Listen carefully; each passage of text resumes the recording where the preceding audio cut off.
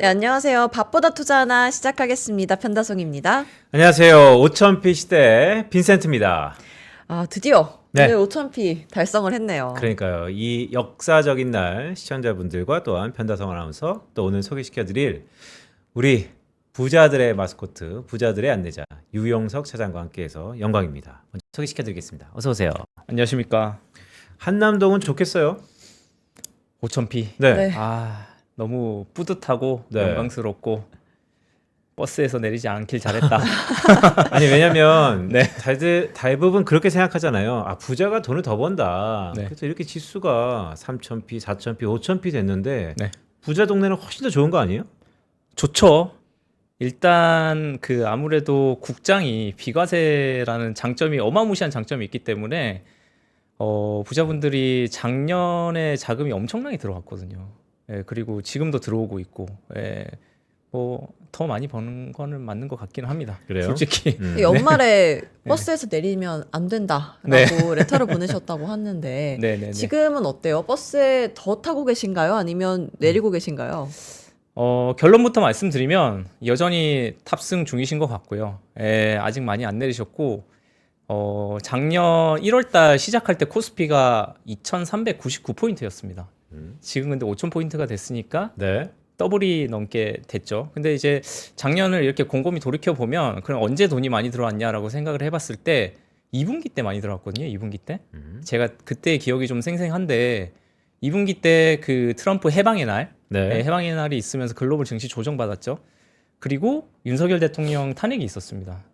그러면서 이제 조금 우리나라 분위기가 바뀌는 것 같다. 자산가분들이 어찌 보면은 좀 냄새를 맡으신 거죠. 그래서 평소에 국장에 그렇게까지 관심이 없으시던 분들도 저한테 유 차장 이제 좀 국내 주식 좀 해봐야 되는 거 아니야? 뭐 이런 말씀 주셔가지고 왜 이러시지? 이런 생각들 했거든요. 네. 근데 이제 돌이켜 보니 그분들의 타이밍이 기가 막혔던 것 같고요. 그다음에 뭐 이제 새 정부 들어서 증시 부양책들이 나오면서 점점 더 올라탔고 그리고 버스에서 여전히 안 내리고 계시거든요. 그래서 많이 그래서 수혜를 많이 보고 계시다. 그런 것 같습니다.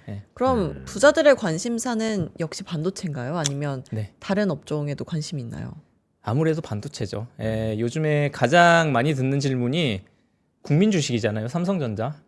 네. 네, 삼성전자. 원래는 국민 주식은 SK하이닉스인데 아. 역사적으로 보면. 네. 네, 그렇죠. 조금 이제 오래되신 분들 같은 경우에는 삼성전자 사랑이 진짜 여전하시거든요. 그래서 삼성전자 언제까지 갈 거냐 이런 질문들 가장 많이 받고 있습니다. 근데 이제 저는 그렇게 생각하거든요. 우리나라 증시의 엔진은 반도체다. 반도체고 엔진이 쌩쌩하잖아요. 지금 뭐 여러분들이 다 아시잖아요. 반도체 업황 좋은 거는 이렇게 엔진이 쌩쌩한데다가 연료, 우리 수급들이죠. 뭐 투자자분들의 수급이 계속 좋기 때문에 네. 이 버스가 어디까지 갈지 뭐 잘 모르겠지만 반도체 계속 봐야 된다. 그렇게 보고 있습니다. 그러니까요. 만약에 오늘 우리 네. 장이 이런 식으로 끝난다면 네. 오늘 여러 가지 뉴스 플로우 중에 네.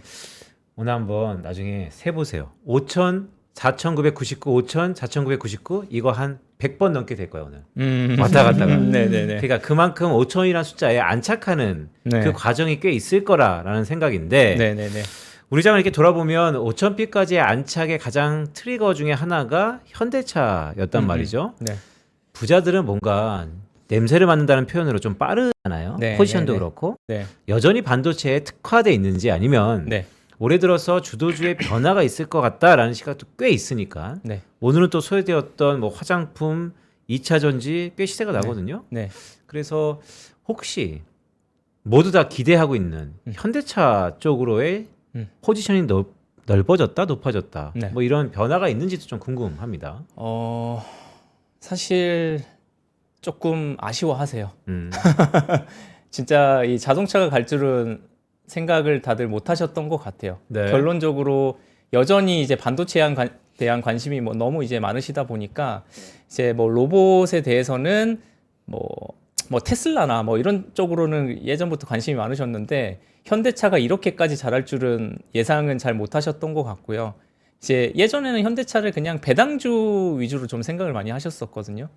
그래서 조금 뭐 연초 들어서 현대차를 못 따라간 부분은 아쉽긴 하지만 그래도 반도체가 너무 여전히 좋다 보니까 예, 그 부분들은 계속 가지고 가시려고 하는 것 같고요. 저한테 그 자산가 분들이 그것도 여쭤보셨어요. 사실 작년에 이렇게 쭉 돌아봐서 제가 업계에서 만난 사람들 중에 우리 빈센트님만큼 네. 스트롱 바이를 외치신 분이 없으시거든요. 아, 그럼- 우리나라 증시에 대해서. 아 그래요? 그쵸. 저는 아는데 한 명도. 누구세요? 한 명도 아는데. 그러니까요. 사실 뭐 어제 아침에도 네. 뭐 그 트럼프 관세 때문에 저희가 이거 좀 고민할 때 우리 빈센트님께서 이제 네. 스트롱 바이를 또 외쳐주셨잖아요. 아 네. 그렇죠. 저 내부적으로 빨리 콜을 한번 드렸었죠. 네네네. 그래서 저도 안심이 되고 이제 좀 버스에서 내리지 않고 뭐 그렇게 좀 도움을 받았었는데 한번 여쭤봐달라 그러셨어요. 빈센트님한테 네. 언제 내려야 되냐? 언제 내려야 되냐? 반도체. 네. 반도체. 지금은 더 사야 됩니다. 더 사야 된다. 네. 예. 여주 삽니다. 여주사, 밀사. 그러면 팔아야 될 때가 오면 그때도 알려주시는 건가요? 그때 음. 알려드리겠습니다. 아유, 감사합니다. 예. 일단 반도체에 대한 훈풍이 네. 뭐 좋죠. 근데 여전히 객관적으로 보면 불안한 요소도 많아요. 신용 한 번도 안 털고 여기까지 왔고요. 계속해서 푸콜 레이시오 높아지고 있고요. 실적에 대한 계속해서 좋아질 수 있겠어에 대한 우려감이 시작 시즌 될 때마다 나타날 거고요. 하지만 이 모든 것들이 다 알려진 약재라는 거 다시 한번 말씀드리면서 간밤에 미국장의 변화를 보더라도 트럼프의 이 한마디가 변수잖아요. 근데 우리가 학습효과를 통해 보면 이 변수가 사후적으로 주가에 그래서 부정적이었냐라고 보면 그렇지 않다라는 생각도 갖고 있어서 뭐 여전히 여주사라는 얘기를 계속해서 드리고 있고. 네. 자, 근데 오늘 가져오신 자료 쭉 보니까 역시 부자라서 그런가 상법 개정 관련돼서 법 개정 관련돼서도 네. 더 관심이 많아졌나요? 아유, 그럼요. 이게 이제 많은 정치인 분들이 그동안은 우리나라 증시를 볼 때 어찌 보면은 표를 위한 뭐 호강에다 대고 하는 그런 부양책들만 내놨었는데 지금 이번 정부 들어서는 좀 분위기가 많이 달라졌잖아요. 그거를 실제로 투자자들이 혜택을 받을 수 있는 정책들을 내놓고 법안을 실제로 통과시키고 있기 때문에 이 부분들 상당히 관심 많으시고요. 뭐 반도체가 우리나라 증시의 펀더멘탈을 바꿀 수 있는 요소라면 이 뭐 상법 개정안이라든지 아니면은 세제 개편안 같은 경우에는 멀티플 자체를 또 올릴 수 있는 그런 안건들이잖아요. 예, 그래서 일단은 지금 이제 작년에 1차, 2차 상법 개정안은 통과가 됐고 3차 상법 개정안을 지금 이제 앞두고 있는데 이거의 핵심은 아무래도 자사주 소각입니다. 자사주 네. 소각. 예. 그래서 이게 뭐 확정된 건 아니고 그냥 내용을 잠깐 보시면은 자사주 소각 의무가 이제 회사가 자기 주식을 신규로 취득한 경우에는 1년 이내에 소각을 하겠다. 예, 그런 법안이 나와 있는 거고요. 그 다음에 어찌 보면 이게 더 중요한 것 같아요. 기존에 보유하고 있던 자사주도 어떻게 할 것이냐. 이것 때문에 사실 많은 기업들도 준비를 했었고 고민을 했었는데 현재로서는 보유한 자사주도 한 일정의 유예기간 한 1년 반 정도까지는 둘 거는 같지만 결국은 소각을 시키려고 하는 것 같습니다. 예, 그렇기 때문에 많은 기업들이 이제 어마무시하게 자사주를 보유하고 있잖아요. 네. 그래서 이게 조금 법안이 딜레이되고 있는 거는 같은데 이거는 아마 그래도 뭐 이번 달 말 다음 달 초 정도에는 이제 확정이 되지 않을까 싶고요. 다만 KT의 경우에는 이게 또 예외가 될 것 같아요. 왜냐면은 이제 그 KT 같은 경우에는 통신법상 이제 외국인 지분율이 49%를 초과를 할 수가 없거든요. 네. 근데 이게 이미 KT는 지금 한도가 차 있습니다. 외국인들은 KT를 더 사고 싶어서 살 수가 없어요. 예, 그렇기 때문에 KT는 예외가 될 것 같습니다. 참고로 SKT 같은 경우에는 한 37% 정도 외국인 한도가 차 있고요.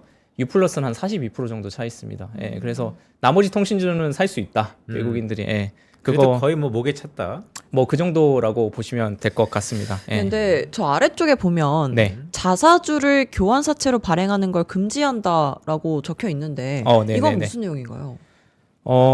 그 작년에 이 자사주 매입 소각 의무화가 이제 법안으로 간다라고 하니까 정말 많은 기업들이 교환사채를 발행을 했어요.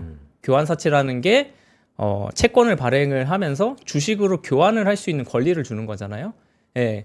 이게 왜 많은 기업들이 발표를 했냐면 어찌 보면은 자사주라는 게 기업들이 가지고 있는 현금으로 주식을 사놓은 거잖아요. 어찌 보면 자산이잖아요. 네. 근데 이거를 소각을 의무화를 시켜버리면 그냥 뭐 대가 없이 없애라는 거죠. 그럼 좀 아쉬울 수 있잖아요. 사실 기업 입장에서는. 그렇기 때문에 미리 교환사채 그 자사주를 담보로 채권을 발행을 하면서 이제 자금을 유동화를 시켰던 거죠, 작년에. 예, 근데 그런 것들을 이제 그 이번 상법 개정안에서 교환사채도 안 되게끔 하겠다라고 하는 거죠. 예. 그러니까 기업 입장에서는 갖고 있는 자산을 사실 이제 레버리지를 하는 건데 그게 요번 상법 개정에서는 그거조차도 CB조차도 그렇죠. 금지시켰다. 예, 그렇죠. EB조차도 그렇게 하는 건데 어찌 보면 자사주 소각을 시키는 게 ROE는 올라갈 수 있어요. 주식수 자체가 줄어드니까. 근데 뭐 기업 입장에서는 또 현금을 확보를 하면 그거를 이제 뭐 새로운 투자라던가 이런 쪽으로 할 수 있으니까 예, 그런 측면에서 이제 유동화를 하려고 했던 거고 또 경영권 방어 측면에서도 사실은 그동안 우리나라에서는 자사주가 경영권 방어의 수단으로 쓰였는데 이런 것들을 소각을 해버리면은 또 이제 경영권 방어 측면에서도 좀 아쉬울 수 있는데 네. 그거를 EB로 미리 이제 준비를 하려고 했던 거죠. 그거를 이제 좀 못하게 하는 게 상법 개정안의 내용이 들어가 있습니다. 네, 근데 아직 이 자사주 소각 의무화가 통과가 되지 않았잖아요. 근데 네. 많은 기업들이 선제적으로 이미 매입 소각을 하고 있나요? 그럼요. 잠깐 자료 보여주시면은요. 작년에 그냥 이 그 그래프만 보셔도 아마 느낌이 확 드실 겁니다. 작년에 자사주 매입 소각 규모가 거의 한 20조 원에 달하거든요. 네. 그러니까 예년 최근 한 5년간만 보더라도 이게 올라가는 기울기 자체가 엄청나요. 그래서 제가 기억나는 것만 해도 뭐 삼성전자가 한 3조 정도 했던 것 같고요. 뭐 그다음에 뭐 메리츠 금융지주라든지 아니면은 그다음에 우리 시중은행 그 금융지주사들 현대차 그룹, 뭐 셀트리온 이런 기업들이 굉장히 많이 자사주 매입 소각을 이렇게 하고 있습니다. 그래서 그동안 우리나라가 정말 저평가를 받았던 게 이제 주주 환원책이 너무 부실했기 때문에 그런 부분들은 외국인 투자자들도 지적을 많이 했었는데 이렇게 자사주 매입과 소각을 많이 하면서 조금 멀티플을 올릴 수 있는 그런 요소들이 나오고 있는 것 같고요. 그래서 또 드라마틱한 변화가 뭐냐면 우리나라가 이제 그래도 이익은 계속 조금씩 증가는 했지만 주식수도 계속 늘어났거든요. 아, 그렇죠. 그게 좀 문제라고 하던데 요즘에. 맞습니다. 그동안 뭐 유상증자라든가 뭐 틈만 나면 유상증자하고 분할시켜서 또 재상장시키고 CB 발행하고 이러면서 이제 이익은 올라가지만 그만큼 또 주식수도 올라가서 EPS 증가율이 떨어졌잖아요. 사실 이익 증가율보다. 그렇기 때문에 그런 부분들을 이제는 작년에는 오히려 주식수가 줄어들었습니다. 이렇게 자사주를 소각을 많이 했기 때문에 주식수가 줄어들었기 때문에 뭐 EPS 증가율이나 BPS 증가율이 그래도 과거보다는 많이 좋아지지 않을까. 이게 시작인 것 같고요. 아무래도 뭐 3자 상법 개정안이 통과가 되고 하면은 점점 더 많은 기업들이 자사주 매입 소각을 하면서 더 좋아지지 않을까 그렇게 보고 있습니다. 그러니까 이제 미국처럼 아예 그냥 1대1 원투원으로 자사주를 매입하면 바로 그냥 소각시키는 그런 시대가 이제 한국에도 온다라는 것인데 네.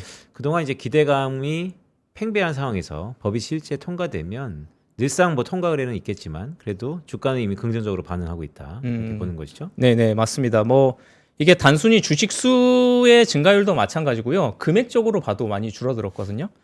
그래서 뭐 다음 자료 보시면은 연도별 유가증권 시장의 공급량을 나타내고 있는 이런 자료가 있거든요. 네. 보시면은 작년에 한 거의 그러니까 이 자료가 뭐냐면 유상증자한 거, CB 발행한 거에다가 자사 조각을 뺀 겁니다.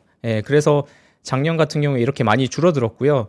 2017년에 이거는 뭐냐라고 좀 궁금해하실 것 같은데 이때는 삼성전자가 자사주 소각을 거의 한 13조를 했거든요. 네. 그래서 전체 자사주 소각의 거의 한 95%를 삼성전자가 했었어요. 그래서 그때 이제 이렇게 줄어들었지만 뭐 작년 같은 경우에는 뭐 말씀드렸던 삼성전자부터 해서 금융지주사들 현대차 그룹 굉장히 좀 다양하게 많이 했기 때문에 좀 질이 달라졌다. 과거 대비 많이 좋아지고 있다. 이런 것들 보시면 좋을 것 같습니다. 그래서 사실 상법 개정에 대해서 다양한 컨텐츠들이 있어요. 네. 이렇게 변할 것이다. 자사주 소각 매입 이후 소각 의무도 강제화될 것이다. 등등 네. 주주 환원의 연장선상이죠. 그래도 결국 이 타이밍에서 가장 중요한 건 그래서 어떤 종목, 어떤 기업이 움직이는데 그것 좀 속 시원하게 한번 말씀 주세요. 네. 아무래도 주가는 자사주가 이제 뭐 떨어져서 이제 그 가치가 올라가는 것도 중요하지만 실적 개선세가 뒷받침이 돼야겠죠. 아무래도.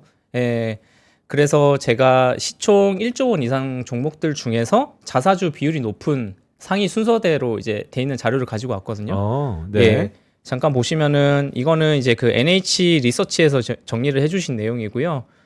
보시면은 가장 높은 게 신영증권입니다. 신영증권 자사주 비율이 50%가 넘어가요. 예. 그리고 뭐 이런 증권사들 보시면은 뭐 미래에셋이나 대신도 이제 20%가 넘어가죠. 그러니까 지금 5000P 시대에 증권사 실적 좋은 거는 너도 알고 나도 알고 다 알고 있습니다. 그런데 여기에 자사주 비율까지 높아요. 이러면은 이 주식들은 결국 어쨌든 소각이 의무화가 될 거기 때문에 다시 한번 가치를 부각받을 수 있지 않을까. 그래서 이런 증권사들 조금 관심 있게 보시면 좋을 것 같고요. 그 다음에 뭐 DB 손보 같은 경우에는 시가 배당률이 거의 한 6% 7% 정도 되거든요. 네. 그래서 이제 많은 또 자산가분들이 배당주로 관심도 가지고 계신데 여기에 자사주 비율도 높기 때문에 DB 손보도 좀 보시면 좋을 것 같고 그리고 최근에 석유화학 구조조정 많이들 하고 계시잖아요. 그러면서 조금 이제 석유화학 쪽으로 턴어라운드가 일어나고 있는데 의외로 금호석유화학이 자사주 비율이 또 높습니다. 그렇기 때문에 저는 이렇게 뭐 증권주 이런 보험사 그다음에 이제 완전히 턴어라운드 하고 있는 시클리컬 중에서 자사주 비율 높은 종목들 이런 종목들 좀 관심 있게 보시면 좋지 않을까 그렇게 말씀드리겠습니다. DB손해보험 제가 지금 잠깐 차트를 보니까 작년 하반기가 포머가 상당 부 있었을 것 같은데 횡보해가지고 네네네 그렇죠. 그래도 여전히 모티베이션 원동력은 있다.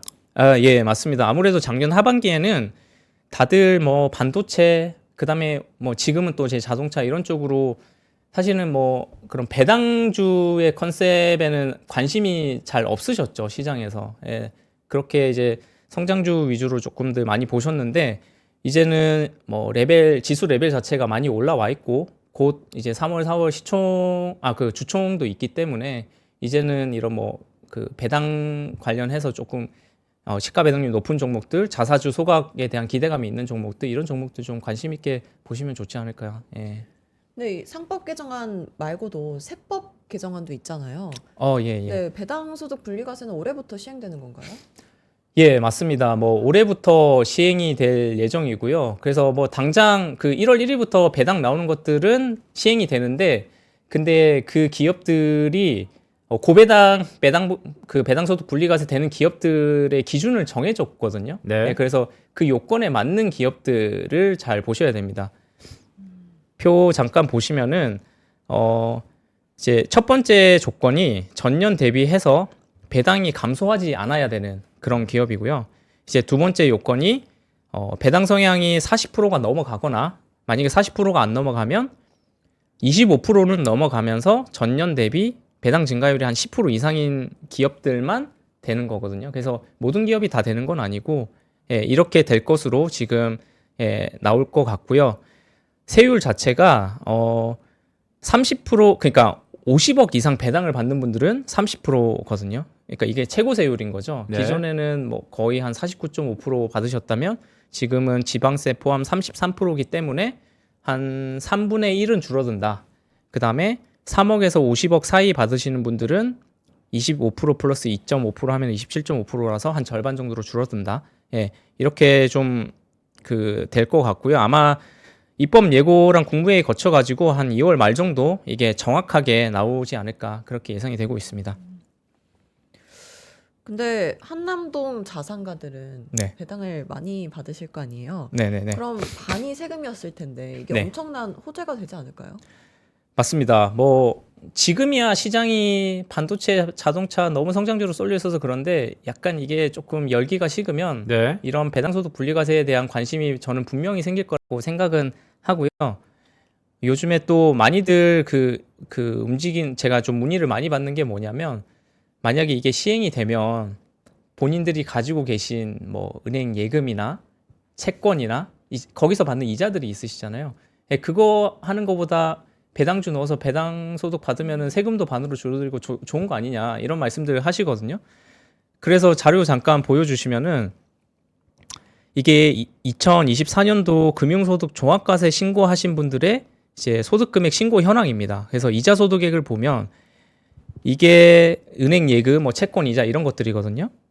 보시면 이게 두 개 합치면은 거의 한 14조 정도 되나요? 그 정도 됩니다. 근데 14조라는 게 그들이 받은 그 이자라는 얘기잖아요. 네. 만약에 역산을 해보면 이게 연 3%짜리다라고 하면은 들어가 있는 돈은 거의 한 4, 500억 되는 거거든요. 네. 4, 500조 되는 거거든요. 네. 거기에 뭐 예를 들어 400조에 3%면은 뭐 12조니까요.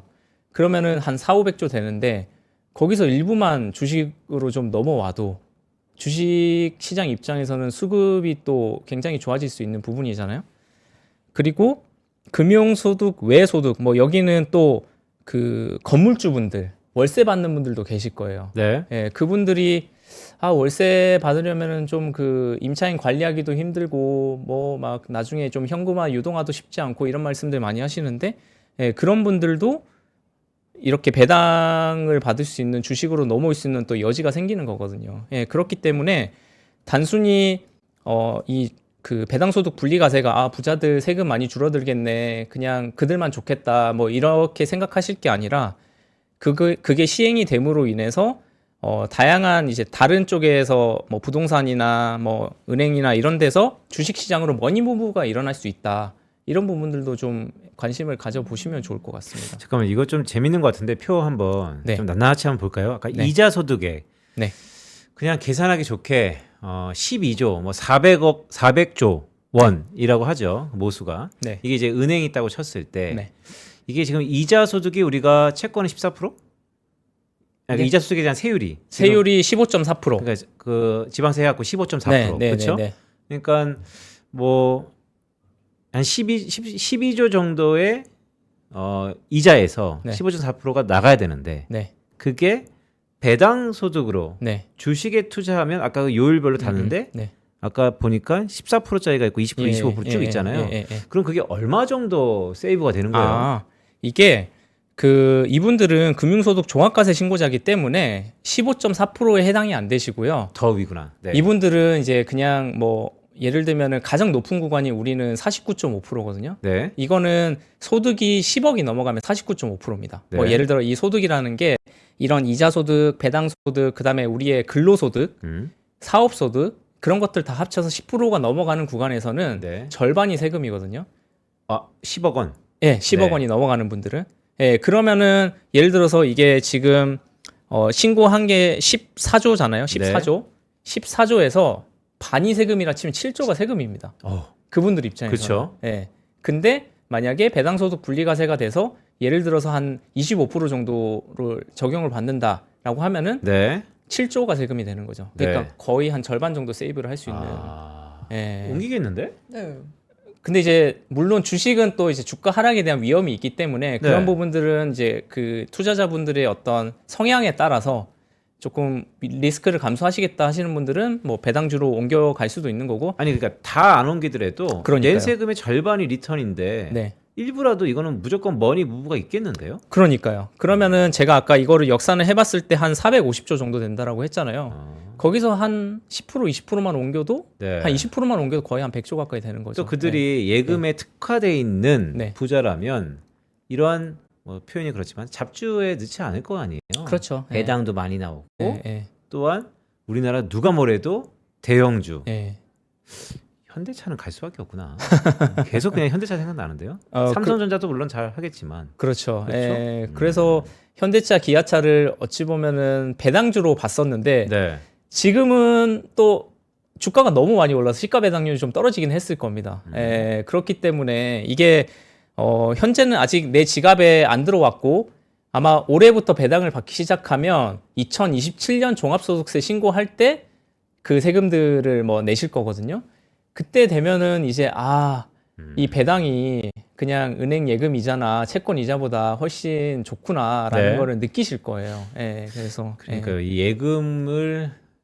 예금의 이자율에 민감한 이런 초고액 자산가들은 네, 확실히 세금 감면에 대한 효과가 있을 것이고 네, 근데 그들이 시가총액 작은 건 안 낼 거 아니에요. 왜냐하면 네, 네, 예금에 특화돼 있으니까 본전을 꼭 지켜야 된다라는 성향이 있으니까 네. 물론 주식이 위험하다라고 하면 답이 안 나오지만 뭐 이렇게 포모가 많은 상황에서 확실히 더 쏠림이 나타날 것 같다는 생각이 드네요. 네, 맞습니다. 그래서 아마 대형 가치주, 우량주들, 퀄리티 있는 종목들 위주로 어찌 보면은 수급 자체가 더 좋아질 거는 같습니다. 예. 절반 안 내도 된대요. 편다선 아나운서 돈 많잖아요. 절반 안 내도 된다는데. 저 정도 네. 아닙니다. 네. 알겠습니다. 자, 그러면 요것도 하나 좀 여쭤볼까요? 우리 5000p 시대에 네. 우리가 코스피 5000 하다 보니까 이러다 보면 자연스럽게 이제 1000스탁 얘기도 나와요. 네. 오늘 뭐 코스닥도 나쁘진 않죠? 그런데 코스닥이 1000스탁을 가려면 중심인 어제부터 뜨거운 감자인 네. 알테오젠인가요? 거기가 이제 네. 뭐 살아나든 아니면 또 탈바꿈을 하든 어쨌든 네. 바이오가 뭔가 변화가 있어야 될 것 같은데 네. 네. 오늘 지금 이 시점에서 5000p로 축배를 터트리는 이 상황에서 바이오 주주들은 상당히 네. 쓰릴 것 같은데.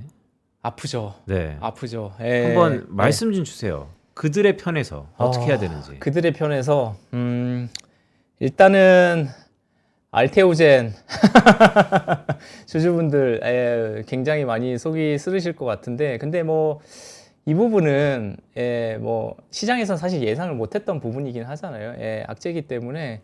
근데 이게 로열티가 잠깐 그 우리가 생각했던 기대만큼 나오지 못해서 그런 부분들은 되게 좀 아쉽고 악재이긴 하지만, 근데 뭐 앞으로 뭐 다른 로열티 같은 경우에는 그래도 뭐 한 4% 이상 5%까지도 뭐 볼 수 있는 그런 로열티들이 있다고 하잖아요.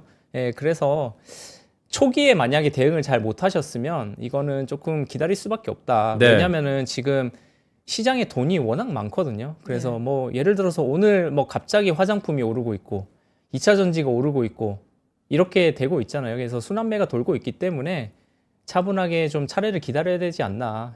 뭐 지금 당장은 좀 쓰리지만 그렇게 말씀을 드리고 싶습니다. 그러니까 이제 코스피와 코스닥의 상대 강도, 네. 물론 이제 K자 회복, 쏠림, 가는 놈이 간다, 네, 뭐 이런 것들을 감안하면 코스닥은 정말로 도태되었나라는 생각도 하지만 네. 어쨌든 정부가 코스닥 활성화 대책이라는 카드를 갖고 있으니까 네, 네, 결국 5000p 아니 6000p, 7000p 그 이상으로 가면 지금보다 코스닥은 위로 간다라고 볼 수 있을 텐데 네. 그럼 그 누구보다도 코스닥의 비중이 높은 제약바이오가 가야 될 것 가야 같은데 되는 거죠. 최근 이틀 동안 제약바이오가 워낙 지금 그래요. 분위기가 안 좋아요. 맞습니다. 그럼 말씀하신 것처럼 진짜 그걸 굳게 믿고 한번 네, 네, 이럴 때 기다리면 되는 건지. 네, 네, 네.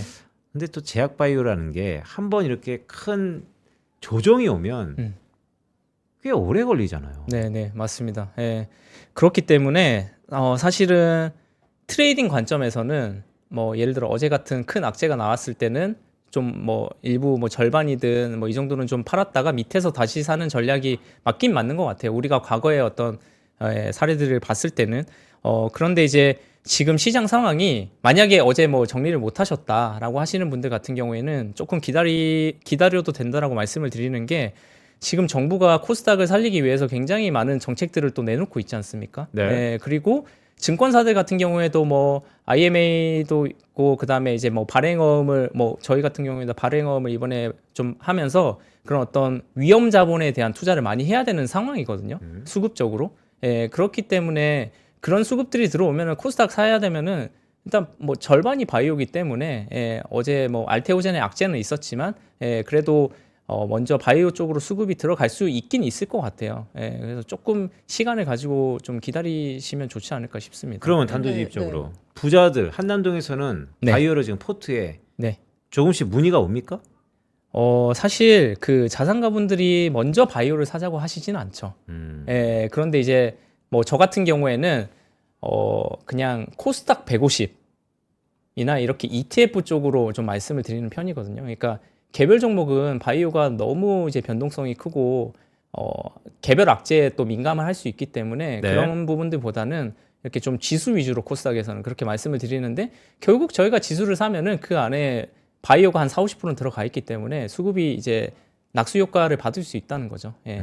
근데 제약 바이오주들이 금리나 수혜주이기도 하잖아요. 네. 근데 금리나 전망치를 오늘 하나증권 리포트를 보니까 6월, 9월에 인하할 것이다라고 좀 늦추고 최종 금리도 좀 상향 조정이 됐어요. 예상치가. 네네. 근데 이러면 제약 바이오에 안 좋은 소식 아닌가요?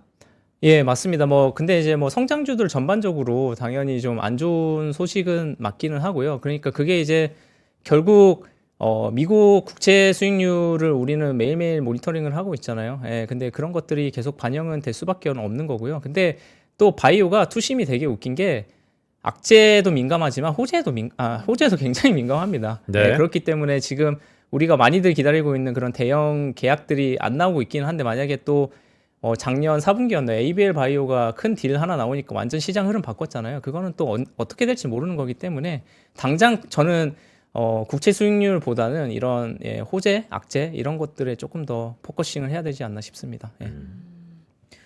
네, 다시 배당 이야기로 예. 들어가 볼까요? 네, 근데 주식 배당은 네.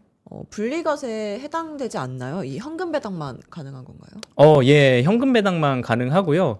사실은 그 주식 배당이 세금 자체가 거의 안 나와요. 예를 들면 주식 배당 많이 하고 있는 셀트리온 같은 경우에 셀트리온이 한 주에 한 20만 원 하거든요.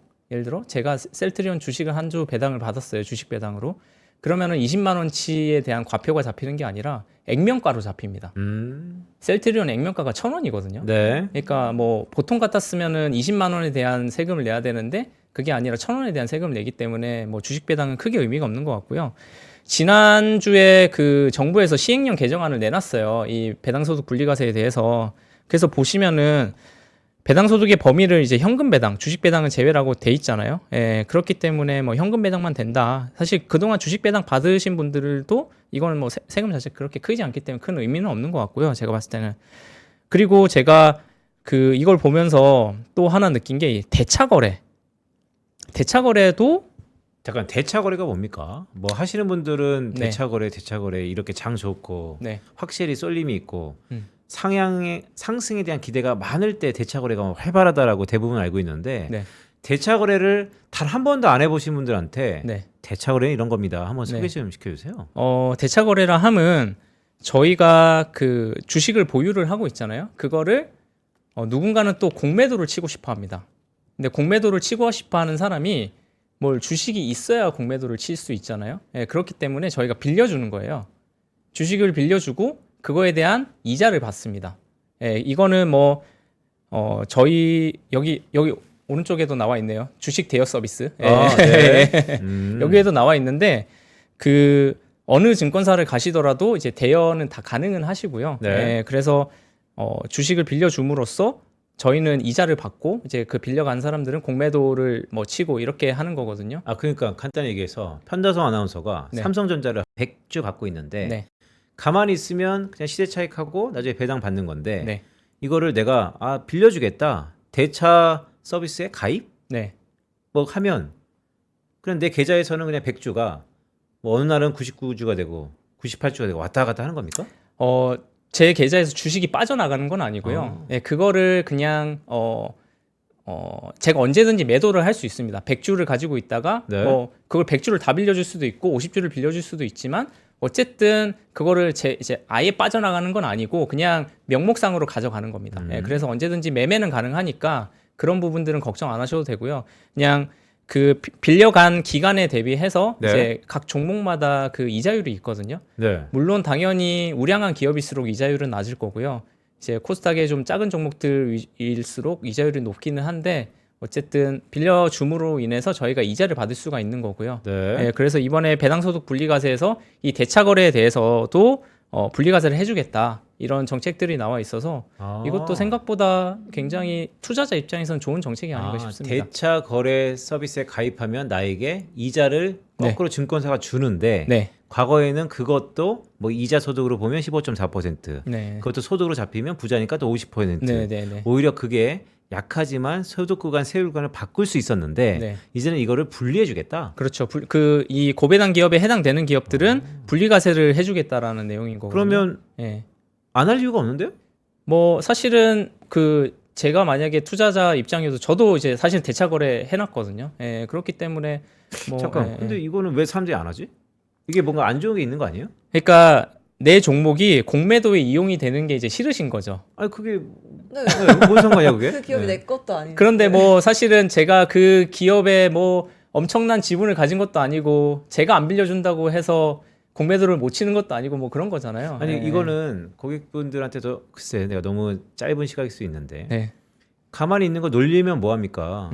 그래서 이거는 PB 분들이 이런 게 있다라고 반드시 얘기해줘야지 소비자한테 좋은 거 아니에요? 예, 맞습니다. 그래서 저희도 이제 이런 서비스에 대해서도 조금 많이 말씀을 드리고 있는 편이고요. 예. 아 근데 이게 대차가 되는 종목이 한정돼 있구나. 그렇죠. 뭐 제가 가지고 있는 주식을 내놨다고 해서 다 빌려가지는 않아요. 아, 아쉽다. 그들의 니즈가 있는 종목들만 빌려가겠죠. 그러니까 예. 아쉽네요. 예. 그런 거 리스트 좀 나중에 한번 알려주세요. 네네네. 어떤 건지. 저희 아마 홈페이지에도 아마 게시가 되어 있을 텐데 그런 네. 뭐 요일이라든지 예, 이런 것들 좀 참조해 보시면 좋을 것 같습니다. 요율은 수시로 바뀌겠네요. 수시로 바뀝니다. 시장 상황에 따라서. 그러면 예, 예. 말 나온 김에 네. 뭐 할까? 뭐 좋아하는 SK하이닉스 할까요? SK하이닉스는 얼마나 줘요? 뭐 아마 한 0점 몇 프로 줄 겁니다. 예, 뭐 0점 몇 프로? 예. 그래도 뭐 없는 것보다 그러니까 네. 뭐 그냥 없는 것보다 낫잖아요. 뭐 치킨 값이라도 받을 수 있잖아요, 음. 사실은. 예, 근데 이제 뭐 코스닥에 이제 뭐 작은 종목들은 정말 많이 주는 거는 한 6%, 7%까지도 주기도 하거든요. 그래요? 예, 그래서 뭐야? 물론 근데 그런 종목들은 이런 고배당 기업 배당소득 분리과세에 해당이 안 될 수는 있겠죠. 네. 왜냐하면은 그만큼 배당을 많이 하는 그런 기업은 아니니까. 예. 근데 리츠는 왜 제외돼요? 아, 리츠 같은 경우에는 여기 뒤에도 이제 리츠가 제외된다라고 나와 있는데 리츠를 잠깐 생각을 해보시면 리츠는 부동산이잖아요. 부동산에서 임대료 받아서 저희한테 이렇게 배당을 해주는 거잖아요. 네. 어찌 보면 이거는 밸류업의 정책과는 조금 이제 상반되는 거죠. 예, 그래서 어찌 보면 임대소득을 받아서 우리한테 재간접으로 이렇게 주는 거기 때문에 간접적으로 내려주는 거라서 네. 리츠는 고배당 기업에서 이제 제외되는 걸로 예, 이렇게 법안이 나와 있습니다. 아, 예. 근데 맞아. 여기 댓글을 딱 보니까 이 대차 거래가 이제 그러니까 부작용이 네. 결국 내 주식을 누군가에 빌려가서 공매도, 네. 공매도에 대한 이견이 뭐 여러 가지 분분하지요. 네, 하지만 결국에는 기승전, 변동성을 높이는 거잖아요. 네, 맞습니다. 그러면 결국에는 소탄대시라는 거 아닌가? 갖고 음. 있다가 괜히 이거 누군가 빌려가서 막 악용하고 네. 변동성 높아져서 음. 오히려 더 근본적으로는 손해 아닌가요? 아니면 아닌가? 그거 어떻게 판단해야 돼요? 공매도가 꼭 안 좋은 거라고는 생각은 그거에 대한 하진 이견으로? 않죠. 예, 공매도가 안 좋은 거라는 생각은 하지 않고 네. 그리고 제가 뭐 어떤 기업에 뭐 진짜 뭐 대주주라서 지분을 뭐 3% 5%를 가지고 있으면은 그거는 조금 뭐 영향이 있을 수는 있겠죠. 예, 근데 저희가 주식을 가지고 있어 봐야 네. 0.00 몇 프로 가지고 있을 텐데 제 주식을 빌려준다고 해서 막 크게 막 달라질 거는 없을 것 같거든요. 그러니까 사실은. 이해했어요. 그러니까 예. 결국 규모가 작다라는 것인데 네. 또 우리 민족이 어떤 민족입니까? 화끈한데 예. 동학개미운동처럼 이런 거 한 네, 번에 네, 또 확 이렇게 하면 혹시 또 문제가 되나 싶어서. 뭐 그럴 수는 있죠. 근데 이제 결국 시장은 뭐 이제 콜과 풋은 그 안에서 싸우는 거잖아요. 그러다가 쇼크오버가 나오는 거기도 하고요. 예, 그렇기 때문에 저는 시장의 어떤 자정작용을 믿는 사람이기 때문에 저는 뭐 공매도가 꼭 그렇게 나쁘다고 생각은 하지는 않는 편입니다. 사실. 네, 이해했습니다. 그러니까 포지션은 뭐 개인의 전략이니까. 그러니까요. 다만 이제 네. 그런 서비스가 있다. 있다. 예. 근데 부자들도 그거 많이 합니까? 이제 잘 모르셨어요 그동안은. 근데 이제 이런 것들을 말씀을 드리면은 뭐 굳이 안 할 이유가 없는 것 같다라는 의견들이 네. 대부분이시긴 하거든요. 예. 그래서 관심 알겠습니다. 가져보시면 좋을 것 같습니다. 네. 네. 네, 한남동의 원픽 네. 이종석 팀장님 올해 첫 출연해 주셨는데 네. 올해 어떤 전략을 가지고 투자하면 좋을지 네. 마지막으로 한 말씀 부탁드립니다. 네. 일단은 버스에서 섣불리 내리면 안 될 것 같고요. 누가 등 떠밀기 전에는 먼저 하차벨을 누르면 안 될 것 같다라는 말씀을 드리고 싶고, 정말 뭐 저희가 가다가 보면은 이제 뭐 잠깐 주유소에 좀 들려야 될 때도 있고 휴게소도 들려야 되고 뭐 그럴 때가 분명히 있을 거예요. 근데 그렇다고 해서 우리의 엔진이 쌩쌩한지를 먼저 체크를 하셔야 될 것 같습니다. 먼저 반도체 업황이겠죠. 쌩쌩한지 먼저 체크를 하시고 정말 이 여행을 끝내야 될 것 같다라고 생각을 할 때는 결국 그 펀더멘탈이 무너질 때거든요. 그래서 그런 부분들 우리 김두원 위원님께서 계속 코멘트를 해주실 거니까 계속 체크하시면서 보시면 좋을 것 같습니다. 네. 알겠습니다. 자, 우리 밥보다 투자하나 사실 오늘 우리 장이 관심이 많은 것 같아요. 그냥 벌써 이 시간에도 동조업이 거의 5천 명 가량 네. 유지하고 있다는 것은 물론 잘생긴 유영석 차장 오셔가지고 그 팬이 많지만 5,000피라는 역사적인 순간에 유영석 차장과 함께해서 영광이었습니다. 유영석 차장과 함께했습니다. 고맙습니다. 감사합니다. 네, 지금도 5,000피 넘었나요? 5,000피 이상으로 가 있네요. 네, 코스피랑 코스닥 분위기 어떤지 이유니 PB와 함께 잠시 광고 듣고 알아보겠습니다.